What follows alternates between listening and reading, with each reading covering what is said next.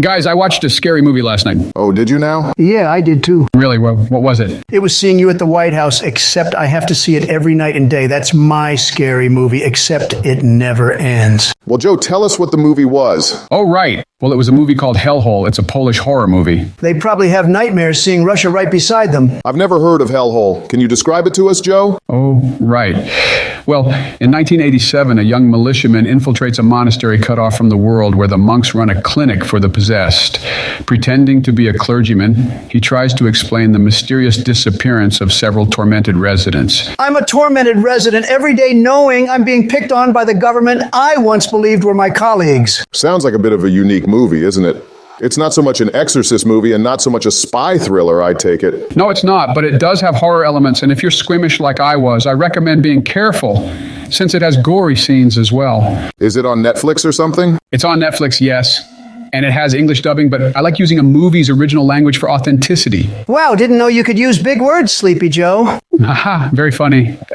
Overall, a good movie. I've seen more horrific and scary movies than this. It's definitely not for the faint of heart, that's for sure.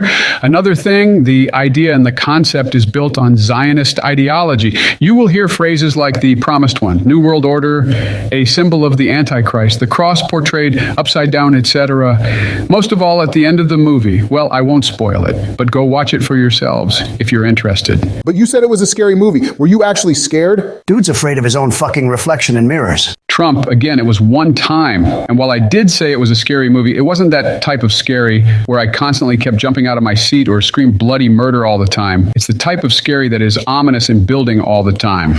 I was always tense for the most part, even with its hour 30 runtime. Okay, well, what would you rate it out of 5 stars? To me, I feel it being a 3.5 out of 5. It's a really slow burn for most of it, and there are a couple cheap jump scares that don't lead anywhere.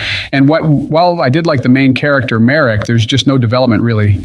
The ending is insane, and it feels like an art movie. So I appreciate the effort there. I just hope it would have been like that for the entire film, or at least most of it. I still think Seeing You at the White House is more scarier than some exorcist movie. You're just full of original jokes, aren't you? I have stated how I like to keep an audience entertained. It's that, or we put Subway Surfers in this video, which I don't want to do.